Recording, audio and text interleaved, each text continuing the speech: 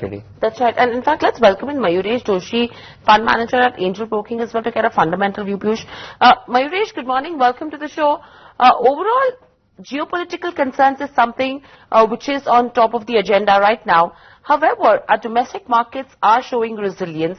FIs are pumping in money. In fact, last 6 to 7 trading sessions, we've seen an inflow of almost around 17,000 odd crores in the equity markets, whereas DIIs have been sellers worth around 1,250 odd crores. What is this actually indicating? Do you think there is still confidence, there is an expectation that there will be no escalation on the geopolitical front, and that's the reason why FIs are using buy on dip strategy, and that is what a retail investor then needs to do? Morning, Hiran. I think if one really goes by the probabilities at this point of time, I think the fear in terms of the geopolitical tensions getting escalated, I think those fears probably, I think the FIs, at least from their data points, seem to believe would not happen. If one runs with this probability, I think you're probably then going to start countering the other issues at hand, because whatever will happen, I think, should settle out over the next few days or weeks. But then again, I think over the next few weeks, you've got what actually comes out of the US-China trade talks. And if there is any amount of positive connotations that one receives through this channel, I think the markets are also going to take that positively. Brexit, again, I think the kind of talks that are expected to go through, and if we do arrive at a resolution where there is no hard landing that the street was fearing a few weeks back, I think that should be a resolution on that front as well. So the only other elements that probably remain would be how crude pricing probably behaves. But with US output probably expected to increase as the rig count is indicating, here offsetting the kind of OPEC cuts that one talks about, I think crude expected to stay in the range. And the other element on the domestic front would then be the domestic elections. So again, I think there might be volatility around that periodicity of time over the next few weeks as well. But I think the markets should just take that and take that in their stride, because I think it's the corporate earnings that really matter. And if there is any hint of a stable government coming through post-elections, I think the steady up move and India's outperformance within the emerging packs, specifically from an FI perspective, still remains overweight and remains very, very strong. So I remain constructive on the markets. Volatility is the name of the game over the next few weeks. But in such volatile times, I think if the markets do correct, I think that is an opportunity for long-term investors to get into quality stocks. Right. Mayuresh, will you be a long-term investor in the oil marketing companies, given the fact neither margins are helping nor crude prices helping? Morning, Piyush. So again, I think this is a very dicey or a dilemma that one really faces even from a long-term perspective, because I think the two key variables that probably determine the earnings sensitivity is how crude pricing behaves and how the rupee moves against the dollar. Now, any of these conditions probably going a little wary or awry, I think you probably got things that are beyond OMCs or the oil marketing companies' hands. So if crude spirals out of the range that one really talks about, or there is a strong movement towards the dollar for any of these conditions actually moving the other way, you're probably going to see both these variables not aiding and assisting the earnings sensitivity. Having said that, I think you're probably looking at the marketing margins remaining stable. Now, within this pack itself, one really needs to understand how the marketing margins will pan out for all these three different players. And large element in terms of the Singapore refining margins as well, because there I think the fall has been quite substantial for this quarter. So GRMs are going to probably take a hit for OMCs. Add to that, I think they've got capex plans which they've already announced and which are underway at this point of time, which also eats into their cash flow abilities and their cash accruals from internal sources, thereby limiting the dividend yields that they probably pay out. So I think that proportion can also come down. So is there a long-term merit? I think if these two variables is something that one can plausibly say with authority that they will move in a certain range, one can probably estimate how these pricing might move out in terms of the earnings estimates. But I think the long-term benefits that these companies derive is also based on regulatory interferences and how the pricing happens. At least at this point of time, I think the government has given a free hand. And with new capacities expected to come up, I think GRMs for the new capacities with nets and complexities should hold up. So I think being very selective here, but I think one really needs to keep a very, very long-term view from his a serious long-term investor.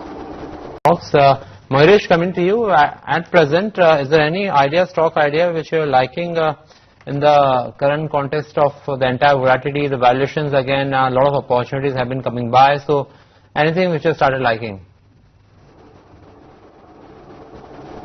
No, so as we discussed last time, Piyush, I think being a little bit selective in terms of the consumption theme. So within the consumption theme, again, I think a few of the paper stocks, in my opinion, are looking very, very interesting. The data points that we've been probably analyzing at this point of time, imports have probably come down.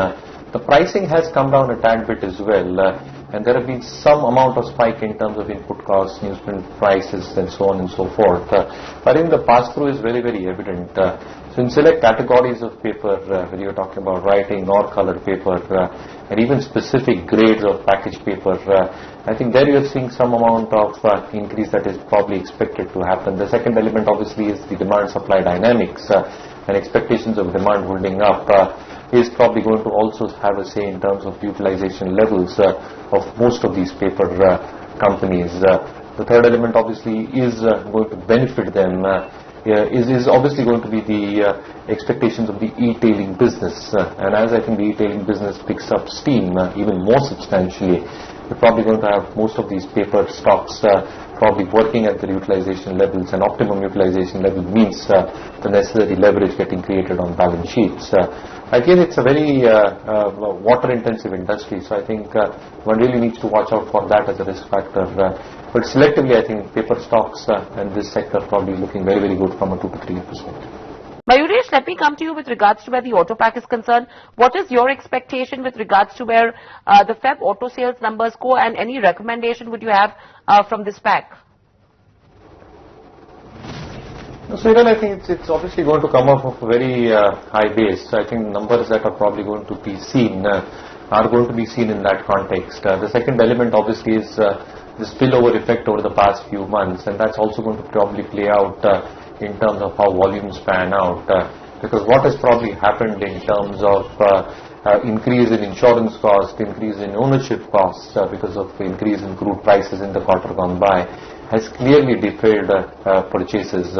Again, a lot of these automakers, whether they are two-wheelers, four-wheelers, have taken price hikes, and again those price hikes will be mandated as BS6 norms start kicking in from April 1st, 2020. So I think you're probably going to see a lot of pre-buying that is probably going to happen specifically for the MHCV segment, because in that leg of that of the business, I think the LCV part of the business is still held up pretty well, though the discounting component on the MHCV part has still remained extremely high. There were also axle load norm changes which has affected the kind of production changes that the manufacturers need to do at their end. But again, there is expectations of pre-buying that will take place. So in my own expectations, I think the numbers will be a little bit soft for most automakers. So I think as the demand recovery starts kicking in over the next few months, and as the normalization cycle starts kicking in, you're probably then going to see the impact come through with a lagged effect. Now what probably happens for cycle starts kicking in, you're probably then going to see the impact come through with a lagged effect. Now what probably happens for two-wheelers is also going to be how the Kharif season pans out, or the monsoons are, and as that output and the realizations come through, I think you're probably going to see far more traction happening in the second half. So I think still expecting muted set of numbers to probably come through for the entire pack as a whole. I think the only stock that we probably hold is Eicher Motors, where again I think the company has gone through a lot of issues over the past few weeks. But again, I think our channel checks are suggesting that both the 650cc models, the Interceptor, is expected to do very, very well in terms of demand dynamics. Export markets, spares as a percentage of overall top line expected to grow.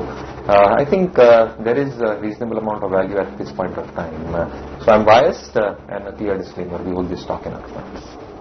But thank you, gentlemen. Thank you, Hemen, Kshitij, Jay, Gaurav, as well as Mayuresh, for getting us your strategies and your calls with regards to where markets are concerned. We will slip into a short break, but as